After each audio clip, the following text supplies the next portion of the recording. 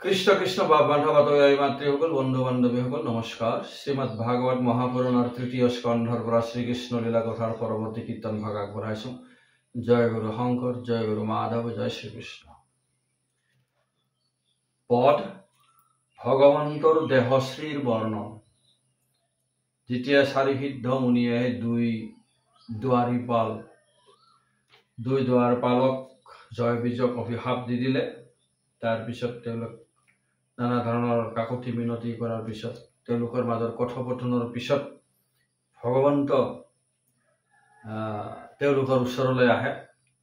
আৰু আহোঁতে ভগৱন্তৰ যিটো ৰূপ চাৰিসিদ্ধই দেখা পাইছে তাৰে বৰ্ণনা কৰিছে কৃষ্ণ। পদত আছে, ব্ৰহ্ময়ে বোলন্ত শুনি দেৱ যত দুয়ো দ্বাৰপাল যেবে আশায় হিমত তেতেক্ষণে জানিলন তই ঈশ্বৰ মুৰাৰী অপৰাধ সাধুত কৰিলা দুয়ো দ্বাৰী। ঈশ্বৰে গমেই পাই গ'ল এই মোৰ দুৱাৰপাল দুজনে সাধুসকলৰ ওপৰত কিবা অপৰাধ কৰিলে। পাছে মুনি হবৰ বুজিয়া চিত্ত হৰি শৰণ চলায় চলি গৈলা লীলা কৰি মনত গুণন্ত ভগৱন্ত কৃপাশীল মোহৰ চৰণ দেখিতে আখিল তাৰ প্ৰতীক্ষাতে কৰি আছে ক্ৰোধ মন শৰণ দেখায়া শান্ত কৰিব এখন যদি বিভূতি কচাহে দিব নিষ্ট কৰি এই গুণী লক্ষ্মীক লগতে লৈ লাহৰি। তো ঈশ্বৰে জানিলে যে তেওঁৰ চৰণ দৰ্শনৰ কাৰণে এই চাৰিসিদ্ধই আহিছে। যেতিয়ালৈকে তেওঁলোকে মোক দৰ্শন নকৰে তেতিয়ালৈকে নিশ্চয় তেওঁলোকৰ খং উঠি থাকিব আৰু মোৰ চৰণ দৰ্শন কৰিবলৈ তেওঁলোকে আহিছে। আৰু কিবা যদি তেওঁলোকক লাগে তেনেহলে ধন ঐশ্বৰ্য কিবা যদি খোজে তাকো মই তেওঁলোকক প্ৰদান কৰিম বুলি লক্ষ্মী দেৱীকো তেওঁ লগত লৈ এই চাৰিসিদ্ধৰ ওচৰলৈ বুলি যাত্ৰা কৰিছে, আহিছে। সপ্তম দুৱাৰৰ ফালে তেখেতে আহি আছে। ৰাম শীঘ্ৰে চলে ছত্ৰপাদু ডাক কৃষ্ণ শীঘ্ৰে চলে ছত্ৰপাদু কাক পৰিহৰি দুৱাৰক পাইলা যাই দৰদৰি কৰি ভৃত্য হবে পাছত চামৰ ছত্ৰ ধৰি পৰম বিস্ময় হোৱা যায় শীঘ্ৰে কৰি। তেওঁ ইমান তাড়াতাড়িকে সোনকালে লক্ষ্মীক লৈ চাৰিসিদ্ধক লগ পাবলৈ বুলি প্ৰায় দৌৰি আহিছে। নিজৰ চৰণ পাদুকা যোৰ পাহৰি আহিল, সেইযোৰকো পিন্ধা নাই তেওঁ। আৰু লগতে তেওঁলোকৰ যিখিনি ভৃত্য আহিছিলে এনেকৈ বেছি চামৰ ঝুলাই তেওঁলোকো আচৰিত, ঈশ্বৰ আজি ক'ত যায় ইমান সোনকালে, কাক চাবলৈ বুলি যায়, তেওঁলোকৰ তেনেকুৱা ধৰণৰ মনৰ ভাৱ এটা আহিছে। ৰাম সমাধিত যাহাক চিন্তান্ত সৰ্বক্ষণ সাক্ষাততে মুনি হবে পাইলা দৰ্শন মাথে শ্বেত ছত্ৰ ধৰি মণ্ডলৰ নয় মুকুতাৰ থোপাতাত শোভিতি হালয়। যেতিয়া চাৰিসিদ্ধই ঈশ্বৰক দেখা পালে, ভগৱন্ত যাক মানে নানা ধৰণৰ আৰাধনা কৰি উপাসনা কৰি সমাধিত থাকিও তেওঁৰ দৰ্শন দুৰ্লভ হয়, সেইজন ভগৱন্তক তেওঁলোকে সাক্ষাতে দেখা পাইছে। ৰাম যেন ৰাজহংস শুক্ল চাবৰ দূতয় দুই পাশে আতি মৃদু কৰিয়া বিঞ্চয় তাৰ বায়ু লাগি ছত্ৰ সঘনে হালয় মুকুতাত হনতে অল্প জলশ্ৰয়। ৰাজহংসৰ শুক্ল চামৰ বুলি কৈছে, ৰাজহংসৰ নিচিনা বগা শুক্ল বিচনীৰে তেওঁ বেছি আছে। ওপৰত তেওঁৰ অৰ্ধচন্দ্ৰকাৰ এটা ছাতি ছত্ৰ ধৰি আহিছে। মুকুতা মণি মুকুতাৰে খচিত ৰাম নৱমেঘ হম শ্যাম তনু প্ৰকাশয় কৌটি সূৰ্য সমমুখ পদ্ম বিৰাজয় বন্দুলি পুৱাল যেন ধৰ জলয় নিবিড় উত্তম দন্ত কুণ্ড কৰি নয় তেওঁৰ মুখ পদ্ম সূৰ্যৰ দৰে ঝিলকি আছে বন্দুলি পুৱাল নিচিনাকৈ তেওঁৰ অধৰ সুন্দৰভাৱে জ্বলি আছে বন্দুলি পুৱাল মানে হ'ল এটা ফুলৰ গছ ফুলযুক্ত গছ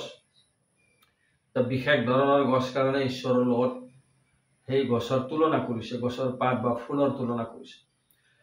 বিদ্যুৎ কোনিন্দে কৰলে মকৰ কুণ্ডল তাৰ কান্তি লাগি প্ৰকাশয় গণ্ডস্থল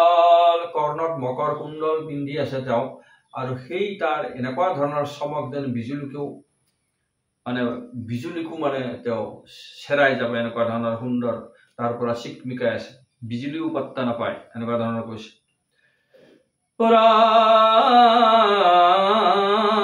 তিল ফুল নিশি নাশা কৰয় প্ৰকাশ ভুৱন মোহন মুখ মন্দ মন্দ হাস মিচিকিয়া হাঁহি অকমান অকমান তেওঁৰ হাঁহিটো যেন গোটেই বিশ্বকে মোহিত কৰি পেলায় ৰাম হৰত পদ্মৰ হম আয়তনুষণ প্ৰেমৰ কটাক্ষে জোৰাই আখে তনুমন শৰৎকালৰ পদ্মৰ লিখা তেওঁৰ আয়াতল উষণ পদুম পাহি তেওঁৰ চকু জুৰি আৰু সেই তেনেকুৱা দৃশ্য দেখি মনটোত মানে জোৰ পৰি যায় ভক্তিত গদগদ হৈ যায় ধ্ৰুৱদৈ মদনৰ ধনুৰ লয় দৰ্পণ কপালে দিব্য তিলক শুভয় ৰত্নমণি খচিত কীৰ্তি কৰে কান্তি বহল বক্ষত শুক্ল শ্ৰীবৎসৰ পানতি কণ্ঠত কৌষ্ঠৱ মণি কোটি সূৰ্য সম উৰুস্থলে জলে লক্ষ্মী শতা মনোৰম বাসুকী সদৃশ শুভে বাহু চাৰিখান চন্দনে শুভয় আৰ কেউৰ কংকৰ তেওঁৰ চতুৰ্ভুজ চাৰিখন বাহু যেন বাসুচী নাগৰ বডিটো শৰীৰটো লিখি আহে এনেকুৱা ধৰণৰ লেহুকি আছে হালি জালি আছে তাতে আকৌ চন্দনে লেপিত হয় কেউৰ কংকন লগোৱা আছে বাহুত পিন্ধা আছে এক হস্ত গুৰুৰ কণ্ঠে থাপিলনত আৰু হাতে পদ্ম কলিলাই ভ্ৰমৱনত গুৰুৰ ওচৰতে আহি আছে এখন হাত তেওঁৰ গুৰুৰৰ পিঠিত আৰু এখন হাতত পদ্ম ফুল আলতা সদৃশ প্ৰকাশয় কৰতল দশ দশ হমে দিব্যাংগুলি উজ্জ্বল আলতাৰ লিখীয়া ৰঙা তেওঁৰ কৰতলে হাত যুগল আৰু নখৰ পৰা তেওঁৰ মানে সুন্দৰ পোহৰ উজ্বলি আহিছে সুবৰ্ণ আঙ্গুষ্ঠি ছয় বাখৰে খচিত কৰে কান্তি আতিশয় প্ৰতি আঙ্গুলিত সোণৰ আঙুঠিবিলাক সুন্দৰ সেউজীয়া বাখৰেৰে খচিত গোটেই হাতৰ আঙুলিতে তেওঁৰ আঙুঠিৰ কথা কৈছে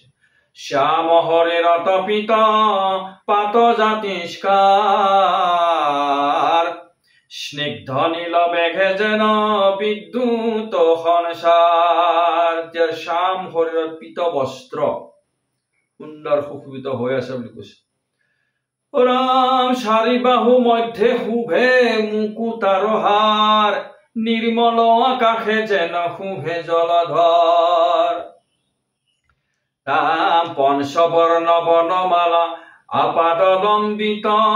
মধুমত্ত ভ্ৰমৰে গুঞ্জৰে সুললিত পাঁচ বৰ্ণৰ বনমালা আঁঠুলৈকে পৰা সেই বনমালা বনফুলৰ গুণ পাই মধুমত্ত ভ্ৰমৰ বিলাকে গুঞ্জৰি গুঞ্জৰি যেন হৰি গুণহে গাই আছে পৰম স্বস্থ পত্ৰৰ নয় উদৰ সুন্দৰ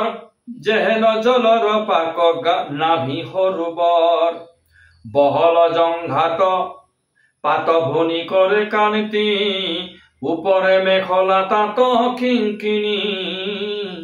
পানতি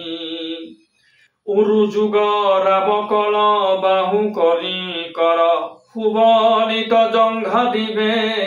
নাহি পতন তর রত্নর নুপুর পাদ পদ্ম উপরত নখশয় জলে চন্দ্র সূর্য চেদমত আঙ্গুলে উত্তম পদ তল আরকত ধ্বজ বজ্ৰ আদি প্ৰকাশ হয় চিহ্ন যত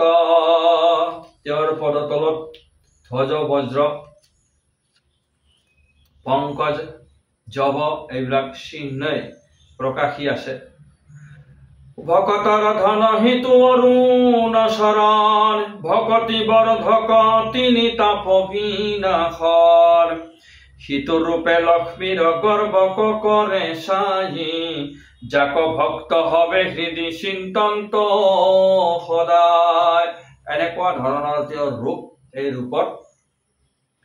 লক্ষ্মীৰ গৰ্বকো ছাই কৰি দিয়ে লক্ষ্মীৰ গৰ্বকো নাইকিয়া কৰি দিয়ে বিনাশ কৰি দিয়ে লক্ষ্মীতকৈ তেওঁ অতি সুন্দৰ তেওঁৰ ৰূপ ৰাম ৰাম ৰাম আৰু সেই তেওঁৰ ৰূপক ভকতসকলে হৃদয়ত চিন্তন কৰিয়ে তেওঁৰ স্বৰূপ বুজি পায় আৰু ইহ সংসাৰৰ পৰা সুন্দৰভাৱে তৰি যাব পাৰে হেন ভগৱন্তক দেখিয়া সিদ্ধ ছয় মুখ্যত অধিক ভক্তি ভৈলেক উদয় এনেকুৱা ধৰণৰ ভগৱন্তৰ স্বৰূপক দেখা পায় তেওঁলোকৰ মুখ্যত অধিক ভক্তি আহি গ'ল মুখ্য পদ পাবৰ কাৰণে যিখিনি ভকতি লাগে সেই তাতকৈ বেছি ভকতি তেওঁলোকৰ উদয় হৈ গ'ল হৃদয়ত অপাছে উচ্চাৰিয়া জয় জয় কৃষ্ণ ৰাম দণ্ডবত পৰি হবে কৰিলা প্ৰণাম প্ৰভুৰ আগত পৰি আছে সিদ্ধ সজ চাই চাই নেত্ৰৰ আনন্দন খনদয় কৃষ্ণ পদ মিশ্ৰ তুলসীৰ গন্ধ যত নাসাৰন্ধ্ৰে যায় প্ৰৱেশিলা হৃদয়ত যদি তাৰা ব্ৰহ্ম ৰখে নিমগ্ন সদায় তাতো চিত্ত পুলক হৰিষ ভৈ লকায় তেওঁলোকে সদায় ব্ৰহ্মৰসত নিমগ্ন হৈ থাকে কিন্তু তাতকৈ অধিক তেওঁলোকৰ মনটো আজি ঈশ্বৰক দেখা পায় তেওঁলোকৰ চিত্তটো তাতকৈ বেছি পুলকিত হল বুলি কৈছে ও আনন্দে সম্ভ্ৰম হুয়া ঊৰ্ধ্বৰ দৃষ্টি কৰি কৃষ্ণ মুখ পদ হবে চাবে নেত্ৰ কৃষ্ণ মুখ পদ্ম হবে চাবে নেত্ৰ ভৰি গতিকে আনন্দতে সম্ভ্ৰম হৈ ফালে খুব বিনয় ভাৱেৰে তেওঁৰ ফালে ভক্তি দৃষ্টিৰে ওপৰলৈ মুখ কৰি তেওঁৰ মুখপদ্ম চাই আছে আৰু তেওঁলোকৰ যেন চাই চাই মনৰ যেন তৃষ্ণাক নপলায় এনেকুৱা ধৰণৰ অৱস্থা হৈ গ'ল কৃষ্ণ এইখিনিতে সামৰিছে পৰৱৰ্তী অংশ আগলৈ পঢ়াম জয় গুৰু।